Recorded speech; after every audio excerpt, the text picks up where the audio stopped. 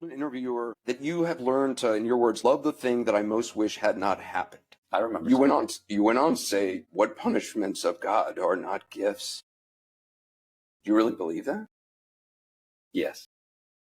It's a gift to exist. It's a gift to exist. And with existence comes suffering. There's no escaping that. If you are grateful for your life, which I think is a positive thing to do, not everybody is, right. And I'm not always, but it's the most positive thing to do, then you have to be grateful for all of it. You can't pick and choose what you're grateful for. So what do you get from loss?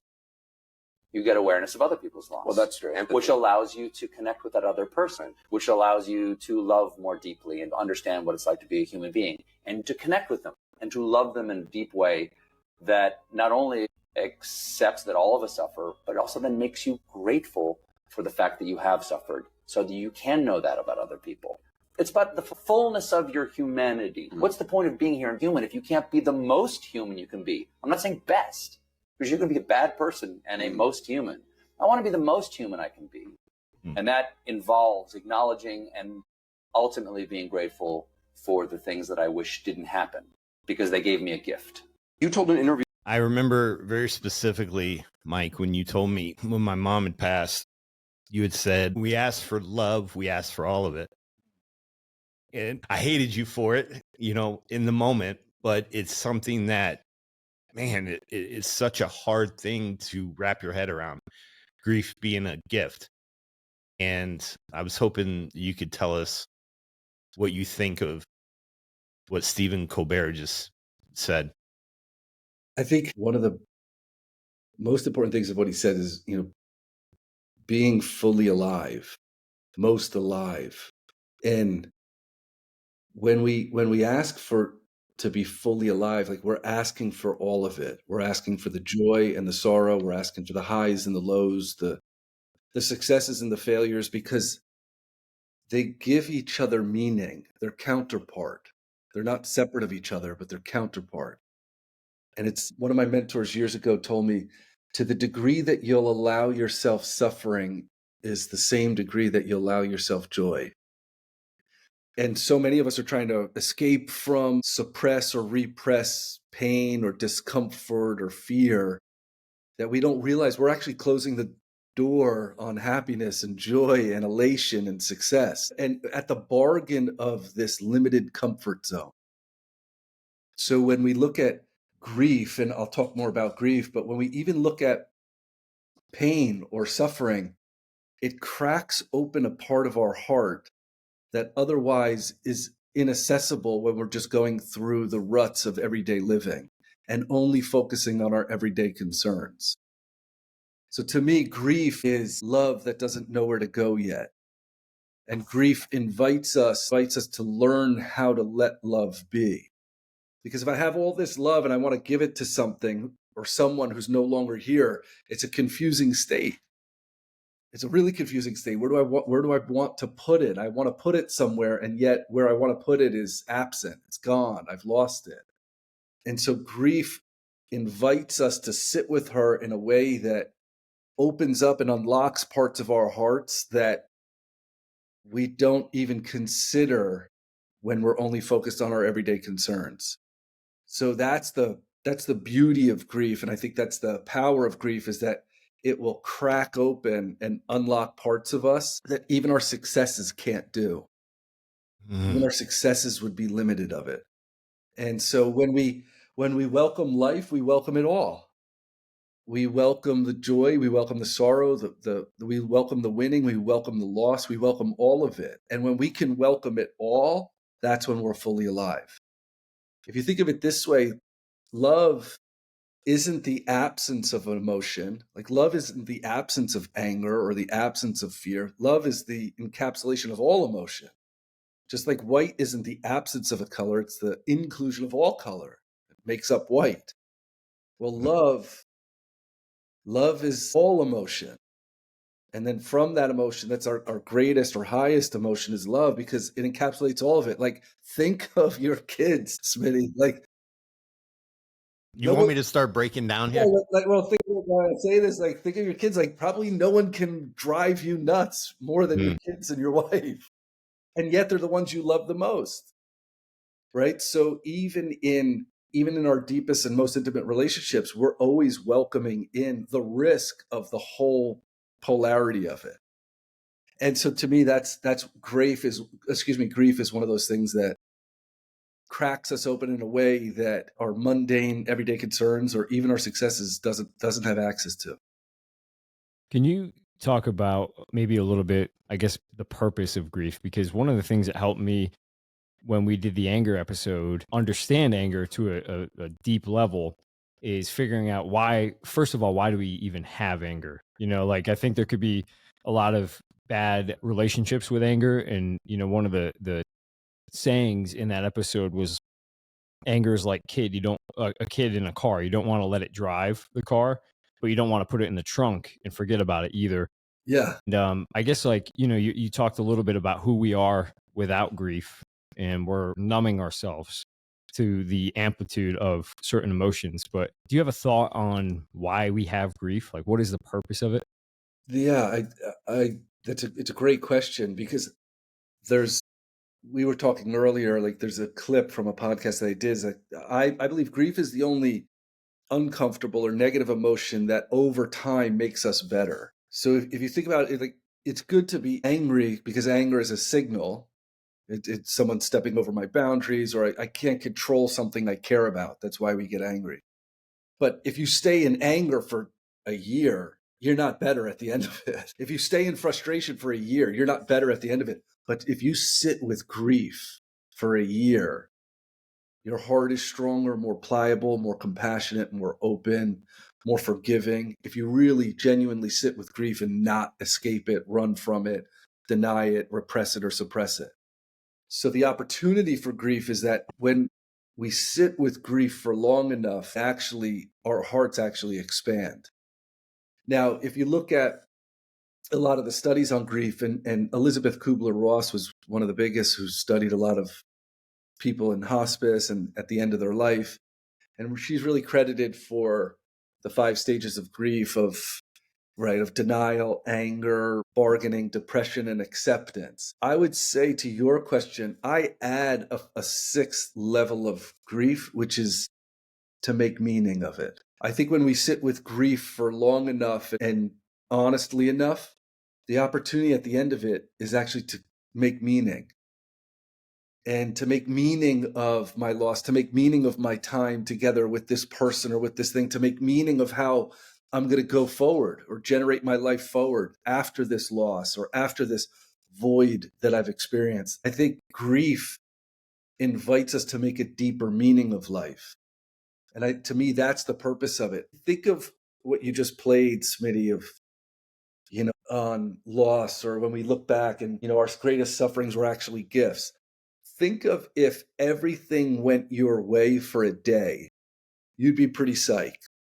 If everything went your way for a week, you'd think you were like, I don't know, figured out the secret of life. But if everything went your way for a month, every shot of pool went in, every light was green, everything just went your way, you would get so frustrated because you can't experience it without its counterpart. Mm. And so if you think of, we look at grief as like, oh, this pain or this discomfort that we want to run from or we want to escape, but it's inviting us into a deeper meaning of life. Again, also to the clip you just played, ask anyone in life that you feel is successful or that you respect, and ask them, look back on your life and tell me the points in your life where you developed the most amount of character. None of them are going to tell you about their successes. They're always going to tell you about a pain, a loss, or an adversity that they overcame. Because that's the opportunity. The opportunity is to sit with that discomfort and eventually alchemize it, digest it, and then make meaning of it. What am I going to make this mean? How am I going to live my life forward from here? How do I take this with me? And how do I make it meaningful or even beautiful? I personally, Smitty, you were talking about your mom. Like, that my father's ashes are in Montana, right? And Yeah, with so, my mom. next to your mother. Yeah. And like when my father passed away, he made me promise him that I'd put his ashes there and that I'd visit him every summer. Well, when I grieved my dad, the meaning I made of it was, I'm going to come and spend time with my dad. I'm going to bring men here. I'm going to create a retreat out of it. Like none of that would be existing right now had it not been for me to deliberately make meaning of what am I going to make my father's death or this final promise mean? And that's, that was 10 years ago. And still to this day, like that trip, like changes people's lives. So going through the process of that grief to finally make meaning of it. And then in that meaning, be contributive of it. To me, I think that's the purpose of grief. Yeah, that's one of the things that we had Jay Lacayo on a few episodes ago, who is a NYPD officer, deals specifically with men's mental health and the mental health of first responders. And one of the things that he brought up was he feels that being subjected to a frequency of trauma that probably isn't meant to be seen by one human being drives a lot of people to seek out a higher power. Yes. And, like they end up turning to something more spiritual. And it's interesting that it's like we kind of talked about, it's like the further you bring a beach ball down into the water, the quicker and the higher it shoots up. And it's like people, when they really are met with a true, call it malevolence or trauma, are forced to seek something higher, and yeah, that makes a lot of sense. I know I cut you off, Smitty. Well, Go ahead. I just want to. So I did want to play the clip that Mike referred to. I don't know what it's from, but it was Mike talking about grief. One of the best things that I think, looking back on these last 10 years, the most valuable things I gave myself the opportunity for with losing my father was giving myself the opportunity to grieve. And grief is a really powerful emotion. Grief is really the only negative or uncomfortable emotion that has a positive outcome. If you think of anger and frustration and resentment and all negative states, negative emotions or uncomfortable emotions, they don't lead to positive outcomes. The things we say when we're drunk with anger don't lead to positive outcomes. The things we do when we're filled with resentment don't lead to positive outcomes. The things we hold on to from frustration and impatience, they don't lead to positive outcomes. Grief is different. When we allow ourselves to go through the process of grief, then the person we are on the other side of the lifespan of that emotion is deeper and wiser, more connected, more compassionate. Our hearts are more open and malleable. They soften. They leave room for greater empathy and greater connection to other people. So I did have two questions from that, or actually two perspectives. We just did a podcast about Dante's Inferno, and one of the sins was violence against others. And Obi made a point to me after the podcast, and he said, well, it almost feels like you have to make a choice after you're presented with grief. And the choice is, do I become gentler or do I become angrier? And I was hoping from the clip you just said, you said that grief makes your heart stronger. And it does feel like you have two paths. Yes. Can you just talk about that? Like what did those paths lead to? Obviously, if you deny the grief and you put it away and you don't sit with it, that leads to someone who is angry, someone who can't deal, with life and is constantly running in fear. Yeah. But if you become gentler, that might imply that you've sat with it. You've understood it. You've brought it in. You've assimilated it into living deeper. Can you talk about that? Well, if you think of, you were just talking about trauma. Trauma, the root of trauma is wound.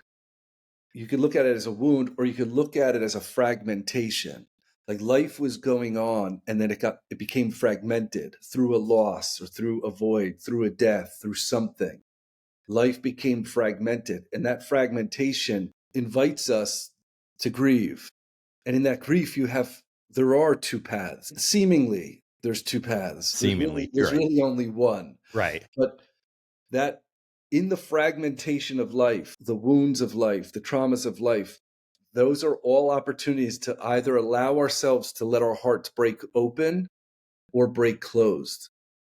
And in the breaking open, there's no shortcut. You have to go through the grief.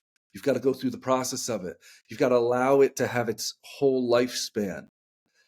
In the allowing my heart to break closed, we become rigid, we become hard, we become cynical.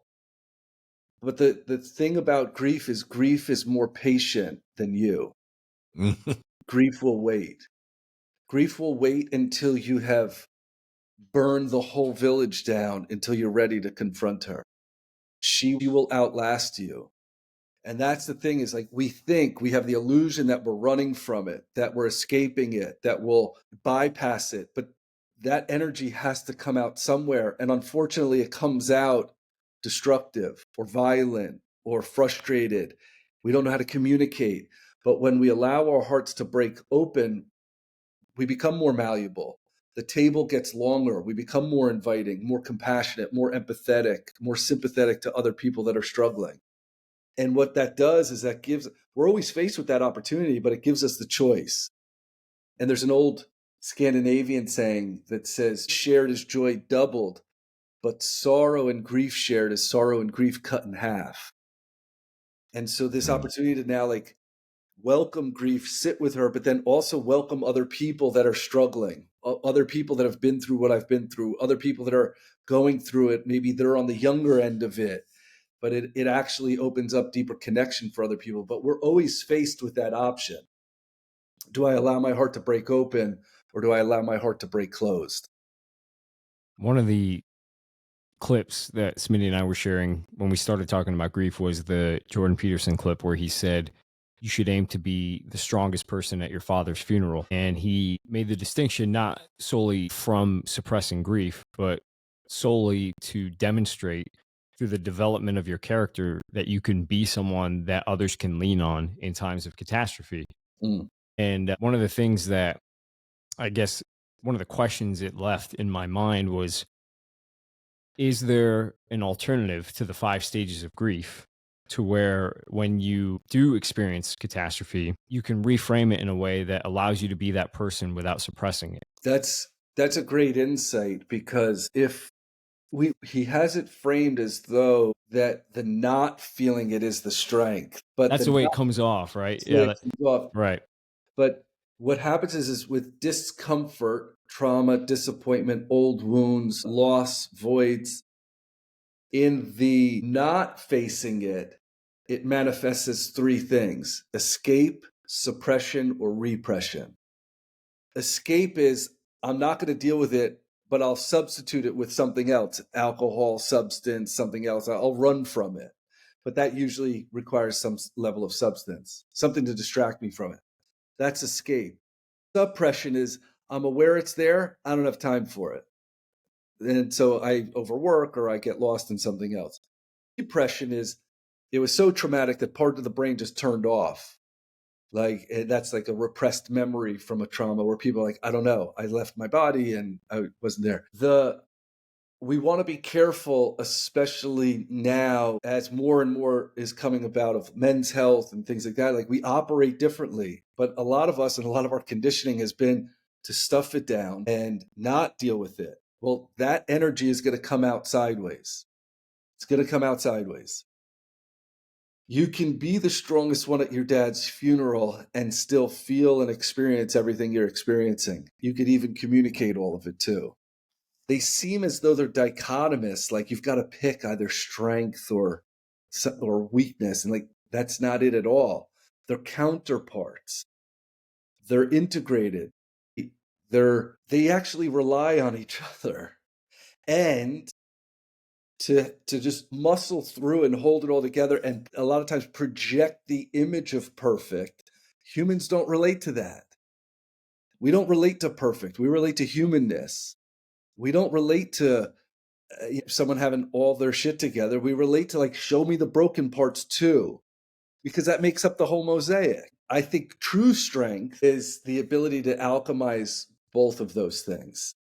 That I can be resilient at my father's funeral and I could deliver my eulogy to him while at the same time let the people I know, like, I'm going to lean on you for a bit. And I'm experiencing a big loss. I'm experiencing a big void. And I could communicate my experience of that through some level of maturity or mastery. I don't have to suppress it. I don't have to hide it. I don't have to run from it. I could just tell you and communicate to you, this is where I'm at. And there's a great saying by a Buddhist monk, and I don't remember their name, but it's a little bit of a counter to what you're bringing up, Obi, to Peterson's, is that when, just to give some context to it, when I say this quote, samsara, for people that aren't familiar with Buddhism, samsara is the wheel of suffering. It's built into life, that the Buddha said life is suffering, and that's called samsara, that we're caught in the wheel of samsara, or the wheel of suffering. So the quote goes, when you can hold on to the sadness and pain of samsara in your heart, and at the same time, the power and vision of the great eastern sun, that's when the warrior can make a proper cup of tea. When you can hold in your heart the sadness and pain of samsara, and at the same time, the power and vision of the great eastern sun, then the warrior can make a proper cup of tea. So it's about carrying all of it, not just the parts you like, not just the parts that make you look good and look strong and look put together, but all of it.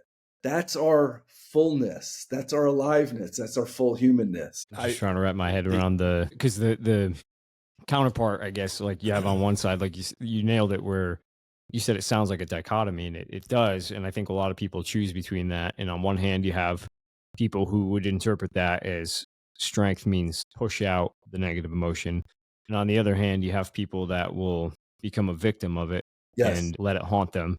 Yeah. And, I guess my question is, like, have you identified maybe, I don't know if it would be a mantra or a mindset going into it, where, like, what do you say to the mom who just lost her child? Like, I'm thinking of this in particular in terms of, like, first responders. So I'm a firefighter, and I see, fatalities, and those things do happen. And I think, I've heard people talk about PTSD as something that happens to someone who has a blind spot or naivety, and they encounter true malevolence or true trauma or true catastrophe, and they're unprepared for it. Yeah. And I think a lot about grief as something maybe people should be more in tune with prior to those experiences.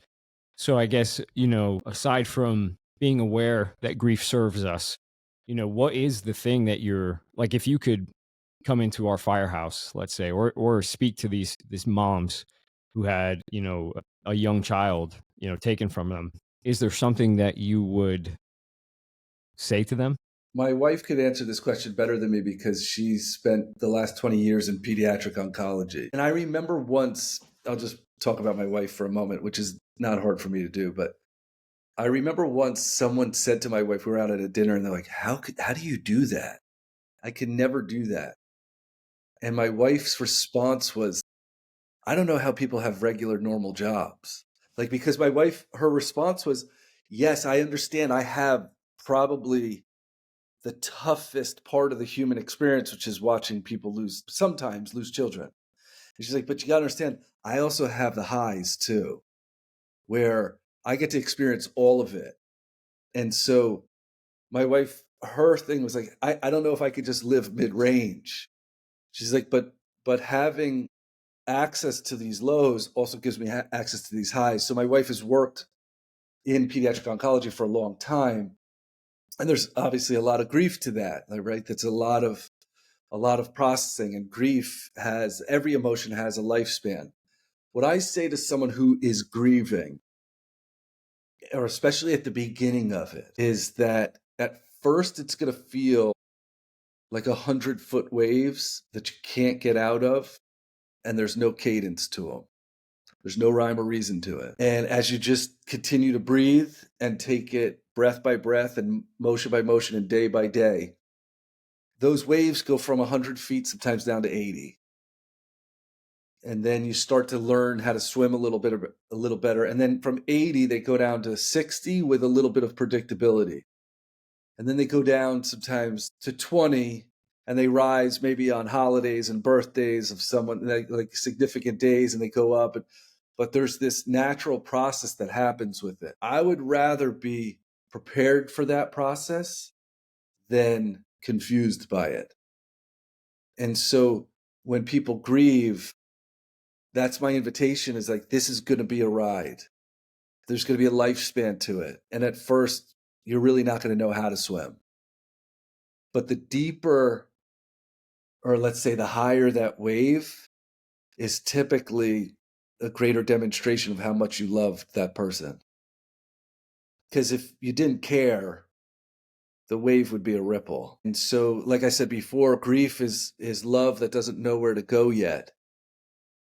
Like, as that wave is 100 feet high, like, that to me is just the meaning of how much this person was important in my life, what an impact they made on me, how much of a void that it's going to be to fill. And it's going to be a process, and it won't happen overnight. The waves don't go from 100 feet to 20 feet overnight. Like, it's a process to them. And so welcoming that process, that's us letting our hearts crack open. I know my wife and I used to go to a charity event every year for parents that they had lost their son. And he, this father, his son loved to paddleboard and kayak. And every year he would do this big charity race of like paddleboarding and kayaking for his son and bike riding. And he made meaning of it. That didn't happen overnight. That takes the learning how to swim with grief. So that's what I say to people going through the process. So you talked about like waves and the intensity of the waves. Does grief ever leave you? Does it transform? I think it alchemizes and transforms. Like, I never stop thinking of my dad, or never stop thinking of people that I've lost. But the deeper part of the life they played in my life, I don't know if that ever transforms. I think we forget to realize, like, we are constantly grieving. Like, we're like skin, but sometimes it's very minuscule and sometimes it's grand. Like, in my office, there's a bag of my son's 2.5. There's a bag of clothes that he doesn't fit in anymore. Like, even that, there's a process to that of being like, wow, he's never going to fit in that again. I'm never going to put him back in that crib again. I'm never going to, he's always up in water. Like, we go through these phases of grief all the time, and they have a lifespan. But to the person who plays a huge role in your life and has a big void, I don't know if that ever really goes away. I think what I have found personally is that we learn how to make space in our heart that only that person can fill. Like, there's no one I'll ever meet that'll ever take up the space in my heart that my dad has. And here's the thing, I don't want anyone to. I don't want that space to go away. I want to learn to live with it without it callousing me, without it hardening me. But I want to designate that space that's only allocated to him. Mm-hmm. So that when I can talk about him, and when I go on these trips to Montana and I go and I spend time where his ashes are, that part in my heart that's still alive and hasn't calloused over, I want that to still be active in me. I don't ever want to lose it. And that's 10 years ago I lost them. But that part of me, I want there to always be allocated, designated places in my heart for people that only they can fill. Yeah, one of the things that personally I have thought about grief with is, like, in the beginning when you lose someone, it feels like you're carrying them in your head. Yeah. Like, you're thinking about them and you're thinking about the things you could have done better and you could have communicated with them more. And I think the goal for me is always what you just said, is like carve a part out in my heart. Yeah. Well, I was thinking when we were first talking about this episode, which I didn't want to do because I didn't know if I could get through it. But I was thinking about grief is there's many different paths, right? There's many different intensities. When I was younger and thinking back, when my father left, you said grief never leaves you. We're always in a state of grieving. That grief was more a slow burn. It was like low level over the years. Yeah. right? And then when my mom passed, that was more immediate, Yeah. more intense.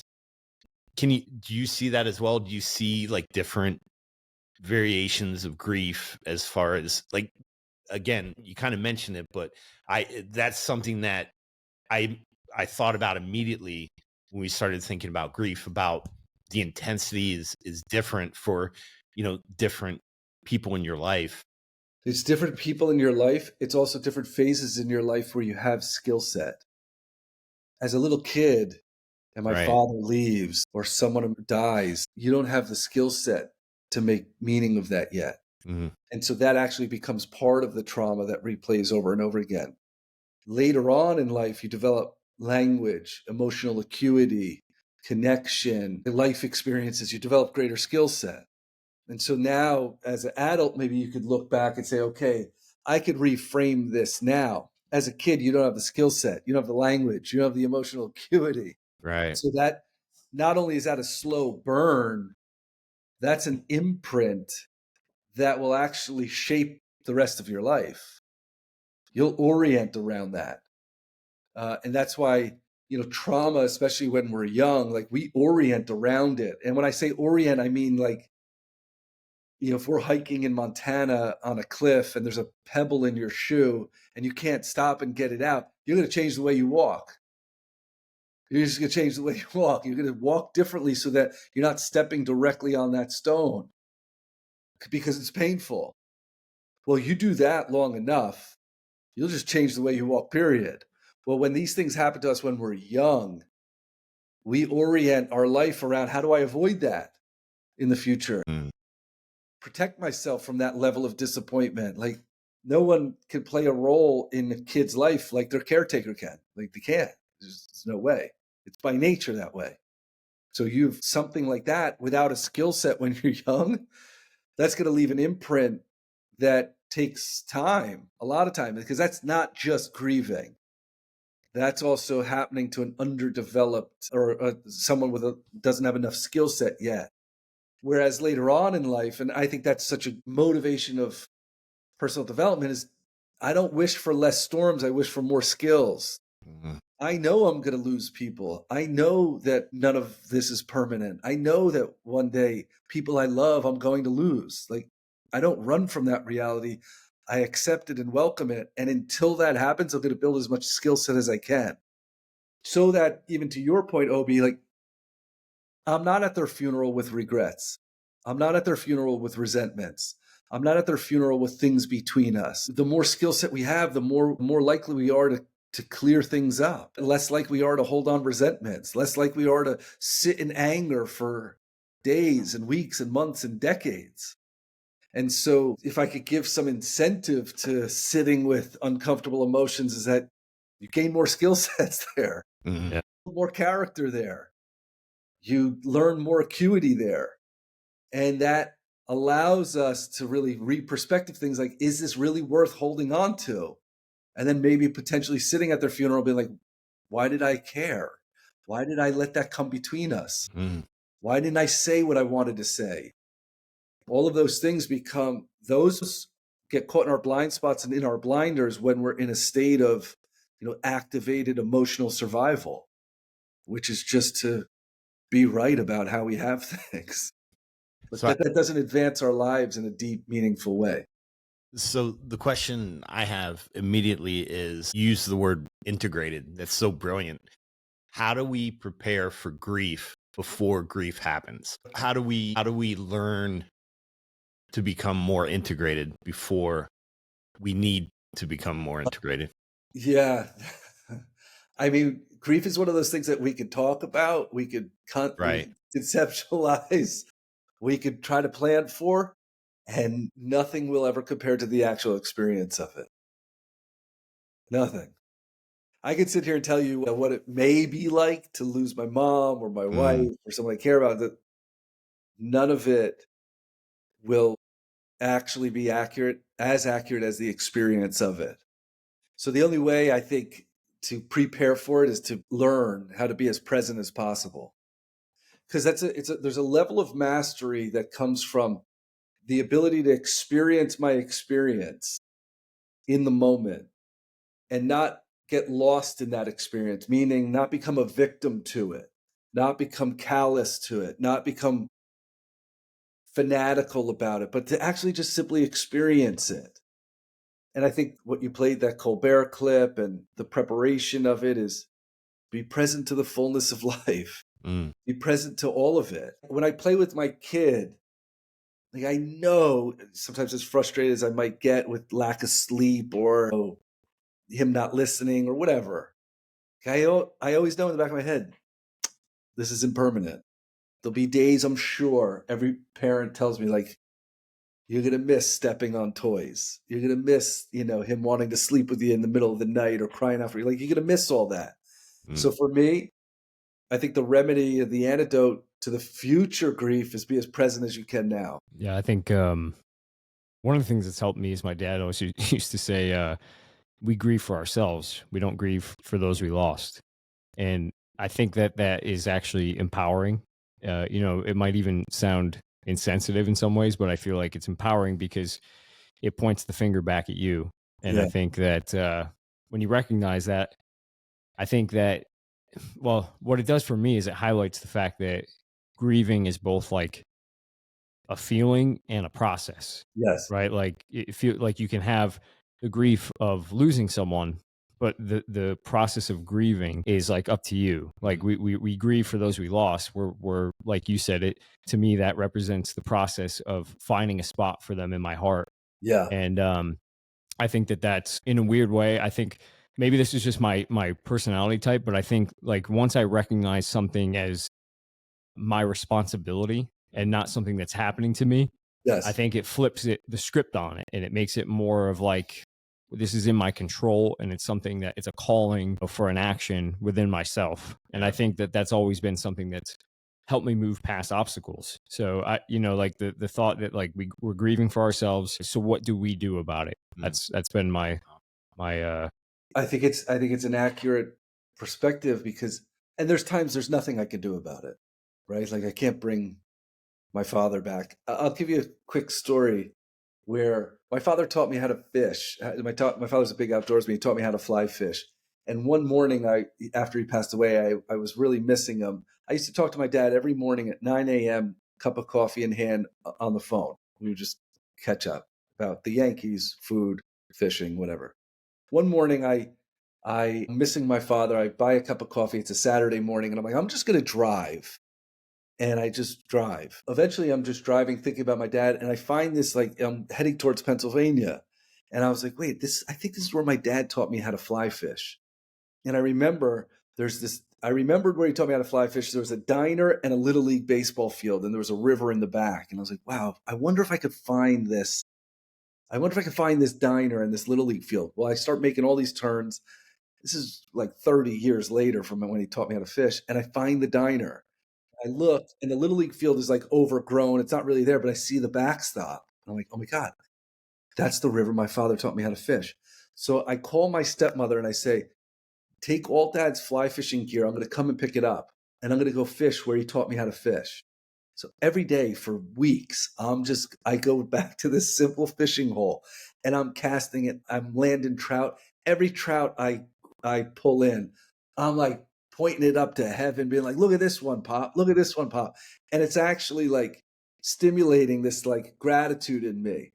Well, one time I landed this trout. He's in my net, and I looked down at him. I said, I could catch all the fish in this river, and it's never going to bring them back. Like that, I couldn't control. There's nothing I could do about it. But what I could do about it, what I could control is, what's the meaning I'm going to make of this? How am I going to create a room in my heart, a place in my heart? How am I going to allow myself, like you said, Obi, to go through this process and experience it all? And what meaning am I going to make of it? Sometimes there's things I can control. Sometimes there's things I could do. And sometimes there's nothing I could do. Sometimes there's nothing I can control. But what I can do is I can make meaning of it without being a victim to it, without being, hardened by it, but I can make meaning of it. And sometimes that's all we can do. And so I could never, there's not enough trout to bring my dad back, right? But every time I catch one, I'm like, that one was for you. That's awesome. how, you actually talking about stepping on a pebble made me think just how closely it is related to rehab. We do a lot of post rehab in our facilities. Hmm. And actually, I had a personal experience last week where I tweaked my knee a little bit in jujitsu, and then I had a track workout that night, and I'm running, and I can feel the pain. And Hmm. then after the first lap, my brain was like, just forget about the pain. And that's a common thing with rehab, where you might have a little tweak or an injury. The pain is your check engine light. You ignore it long enough, it goes off. It's like, okay, well, we're not going to pay attention to it.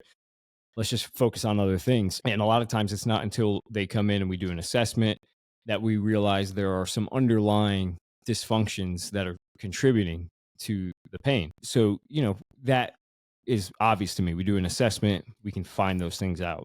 What are some ways maybe you could suggest to people who, let's say, they lost a family member 10 years ago, and maybe they're unaware that they've suppressed it or repressed it? And what would be the equivalency of an OBT2 scanner that you hook up to your car and you see what the codes are, and dig deep into that grief to see if they've properly sifted through it, or if they've kind of stored it away in maybe a dysfunctional way? The easiest way is can you talk about it? And when you talk about it, what do you experience in your body? Because remember, those are the three ways that technically we avoid. We escape it, we suppress it, or we repress it. Well, if we're going to talk about it as a way of like, well, let's confront it, right? So can you talk about that loss? Can you talk about that person? And then as you talk about it, you're confronting it, scan your body. Is there stress? Is there tension? Is there anger? Is there tightness? Like, scan your body as you're bringing it up. And wherever there's that stress in the body, like, it's an invitation to look into it. It's a signal. It's an alert system. There's a saying that says the body remembers what the mind forgets, right? So you might think you're suppressing or repressing or escaping some, unpleasant emotion. Your body's capturing it. So what happens is when we have those traumatic experiences or those voids or those grief, like, can you talk about it even from a neutral state, not even from a grateful state? Like, can you talk from an acceptance state? Or when you talk about, tell me your experience when you're talking about it. And when that, you can help someone connect to that, you're grounding them more in what they are attempting to try and alchemize and integrate and really process through. And so that's really a big indicator is, can we talk about it? And when we talk about it, what's your experience of it? Does that make sense? Absolutely. Yeah. One of the things, Dr. Gabor Mate, I know he's a doctor. I don't know if he's a psychologist, but he develops specific, or deals with development, early childhood development. And his thoughts on grief are that, we have multiple drivers as humans, and the grief panic driver, he calls them grief and panic because they're so closely related, was designed to trigger the care drive of the people around us. Yeah. And he said, if an infant, for instance, is left alone and starts crying, the mother will come and pick it up. And, in early hunter and gatherer tribes, it's not unlike, the time to not have your parents come back. Yes. And he said, if someone else from the tribe picks you up, it reduces the chance that that is going to become a traumatic catastrophe. And so one of the things that, I think about too is, like, this actually goes back to, I think, the first time we had you on, you left us with like a nugget that could have been the whole next episode. But you said, your advice for people was develop your character and strengthen relationships. And it seems like that's kind of the theme with grief and probably any human emotion. But can you talk maybe a little bit about strengthening the relationships in terms of, like, I think a lot of times people, when they experience a loss, they isolate, Yeah. and maybe that is something that is necessary for them in the first phase or something like that. But I'd just like to get your thoughts on, like, maybe how to go about integrating. And one last point is, again, to go back to the first responder world, this is really common, or maybe amongst men in general, where when they do deal with something traumatic, instead of allowing that to be reciprocated with someone else's care drive, they cut themselves off to the world. They do it in silence. Yeah. There's a few things in there that I think are valuable. One is coming from, and I don't know if I spoke about this on a previous podcast with you, but humans are actually hardwired to care. That's actually what makes us distinct as human beings. It's actually the number one driver of success is that we care about each other. And I could go deeper into this, but Margaret Mead was once asked, the anthropologist was once asked, like, what is the biggest jump in humankind and human history? And everyone thought it was like the wheel or fire or this and that. And she said a healed broken femur that they found from thousands and thousands of years ago. And the student was like, what's that have to do with it? See, because in the wild, a broken bone, you're prey. But for a human being 10,000 years ago, to break a femur meant that at least one person looked after them until it healed. So we are actually hardwired to care for each other. That's why we're as successful as we are. We're not the smartest creature. We're not the fastest. We're not the strongest, but we care. And that's hardwired into us. Now, we tend to care differently, or we tend to process that differently. And I think one of the things for men have an ability to turn off emotion to get a job done. But that doesn't mean that the process doesn't happen later on. 99% of the people that ran back into the Twin Towers were men.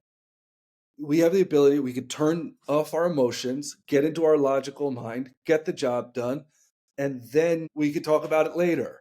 Well, if you don't talk about it later, you're just stacking the trauma and the stress on top of another trauma and a stress and another trauma and a stress.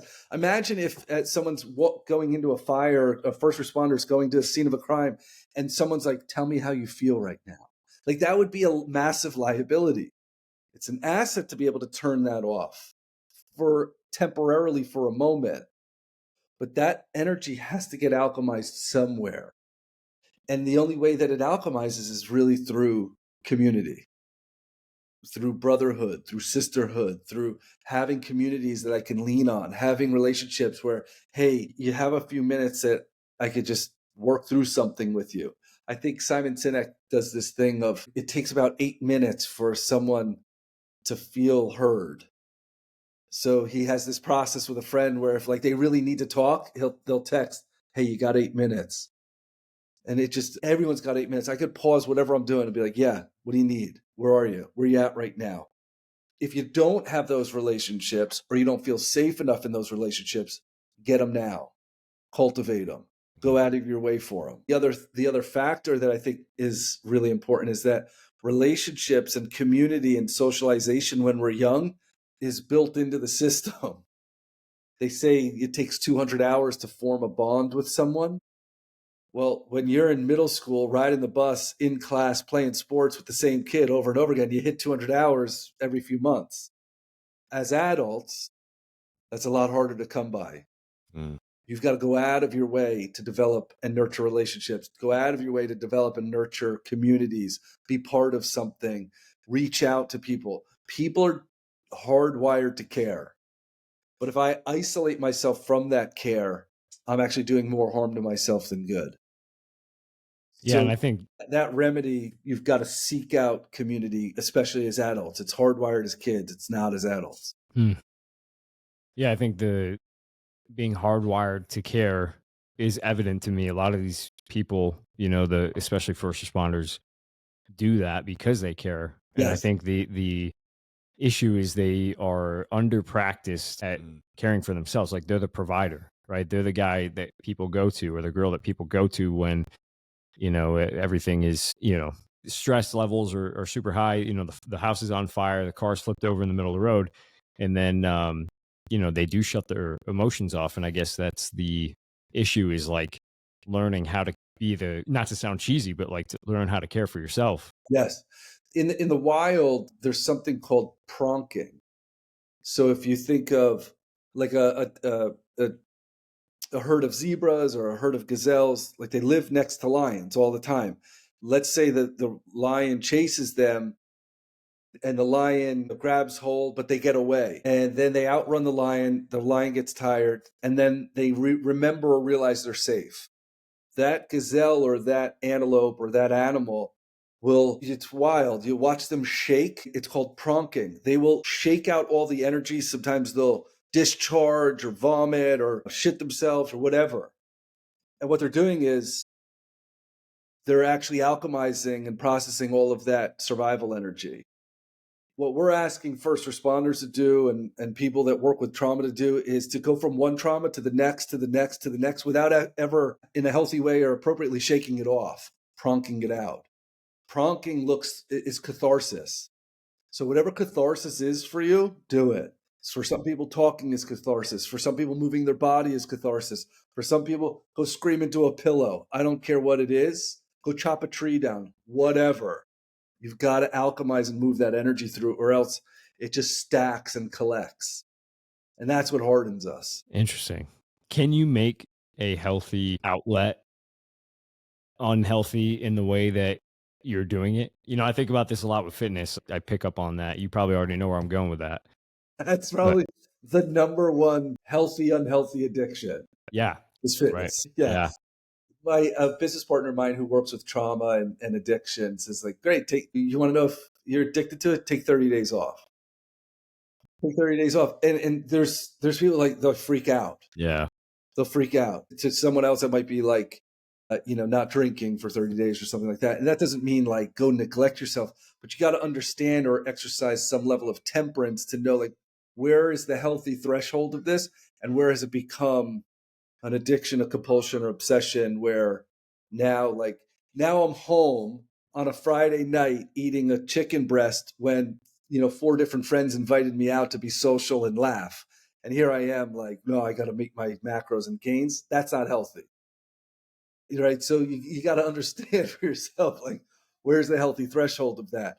I don't eat junk food, but I'd rather eat poorly with friends laughing than, healthy, isolated and missing out. That's a great point. Unless you had something, I had a question just on in terms of like, what are some ways that we grieve that doesn't have to do with loss? Are there ways that grief affects us beyond just, someone dying?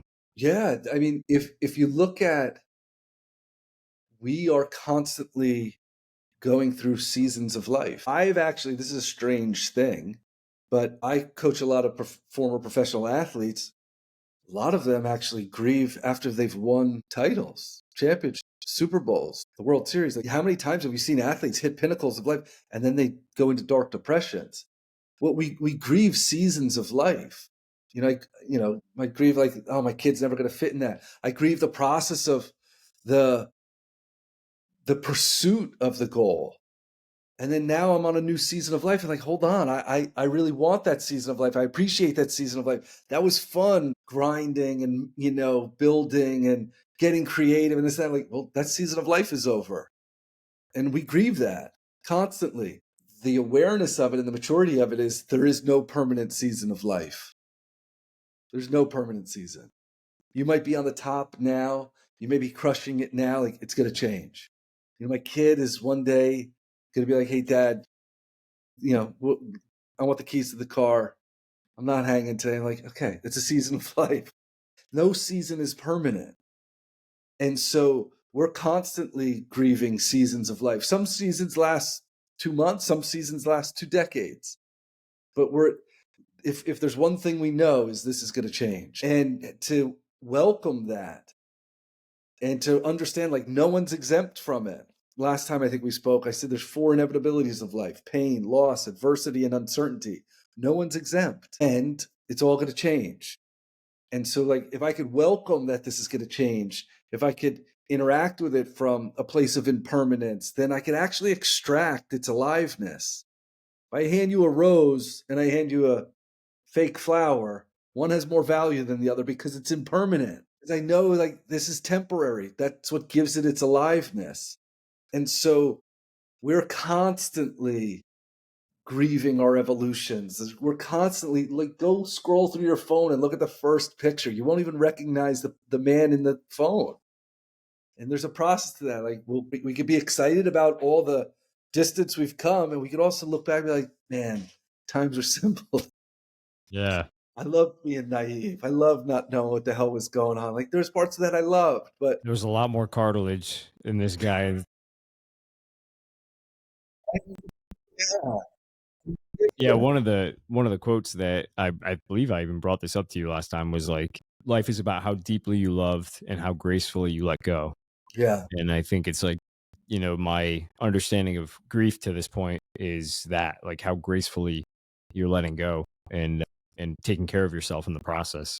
yeah. Not how perfectly you let go, not how like stoically you let go, but how gracefully you let go. And grace is. I appreciate that you bring up grace. Grace is like a dirty window that you can't really see out of, but like there's this beautiful image on the outside of it. Grace isn't a complete Windex of the dirty window. Grace is the window just cracks open a little bit. And then you can just see it a little like, okay, there's an opening there.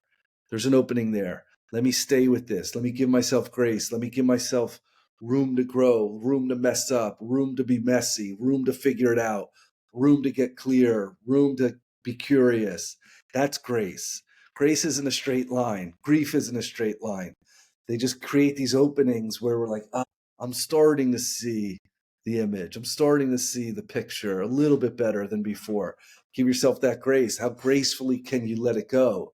Not how gracefully can you forget, not how gracefully can you stuff it down. How gracefully can you just let it go and go on to that next season or iteration of life? Yeah, it kind of makes me think of faith too. Yeah. Like you have to have faith that there is something better. The waves are going to get smaller, and this is serving me somehow. And recognizing, I think that, I recognize that I have a tendency to be over logical. And I think it's Gad Sad who says, like, don't apply emotion or logic to an emotional situation. But I do feel like at least it keeps me grounded where, if you're going through something emotional, you recognize that there's a stake in the ground kind of holding you there, that things do get better. And you might be too naive or too inexperienced or too in the moment to recognize what that is yet. But Yes. you just have to have faith and grace towards yourself to allow yourself to get to that point. Yeah. And if you think of grief, invites us into the unknown, or if it invites us into uncertainty. Trust is my willingness to engage with uncertainty. Faith is that the belief that over time this will work out in my favor. And so that level of faith is it's inviting me to confront the unknown with a strong conviction or belief that over time this will work out in my favor. So faith and grief and grace, they're like cousins.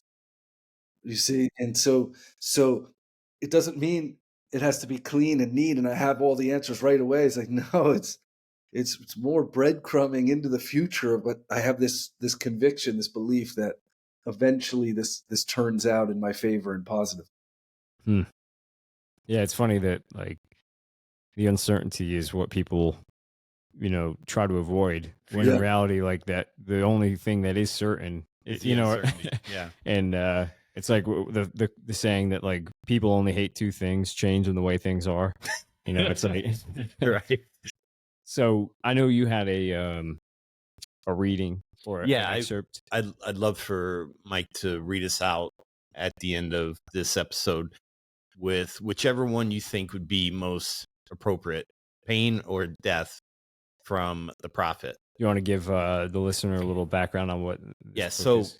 one of my favorite books is The Prophet by Khalil Gibran, and I hilariously asked Mike, had he ever heard of the book, and he went down this whole history of actually visiting Khalil Gibran's He's like, grave. I am the book. Right, I am the book, and of course he knows this book. I don't even know why I asked, but the book I mean, is, he's got it with him. He's got it ready to go. yeah, We didn't even plan that, right? right. He Oh, didn't even.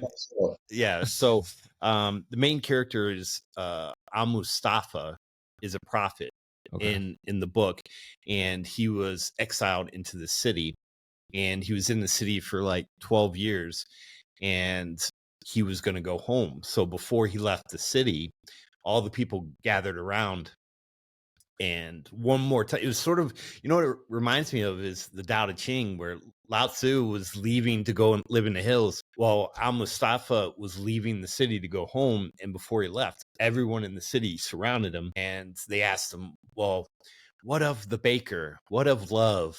What of death? What of pain? And he would give these poetic verses. Khalil Gibran, the prophet wrote his verses for each one of these daily occurrences. And two of the things that were most appropriate in the book for this episode on grief was pain and death. And Mike has such a beautiful voice. We'd love for him to do a reading. He's going to make this his ringtone. Yes. Since we were just talking about seasons of life, then I'll read pain. All right, perfect. And a woman spoke, saying, "Tell us of pain." And he said, "Your pain is the breaking of the shell that encloses your understanding. Even as the stone of the fruit must break, that its heart may stand in the sun, so must you know pain. And could you keep your heart in wonder at the daily miracles of your life, your pain would not seem less wondrous than your joy. And you would accept the seasons of your heart, even as you have always accepted the seasons that pass over your fields. And you would watch with serenity through the winters of your grief. Much of your pain is self-chosen. It is the bitter potion by which the physician within you heals your sick self. Therefore, trust the physician and drink his remedy in silence and tranquility. For his hand, though heavy and hard, is guided by the tender hand of the unseen. And the cup he brings, though it burn your lips, has been fashioned of the clay which the potter has moistened with his own sacred tears. Boom. Wow. Well, Mike, one of my favorite people in the world, Mike Desanti, thank you so much. This episode, I mean, I got through it kind of. I didn't even know you were here. I was I was crying the whole time, but yes, this amazing episode. Thank you so much. I mean, I'm certainly I took notes like a madman. I'm going to go through these notes, but any zingers to leave us on so I can remember it for the next time? No, I mean, I'll let Khalil. All right, that's a good one to end on. Yeah, nothing I'm going to say is going to be more profound than him. How do you want people to find you? I know you're doing 3 retreats in Montana, a men's retreat. I've personally been there. We've hiked up in the Glacier Park. My mom's buried next to your dad, St. Mary's Lake.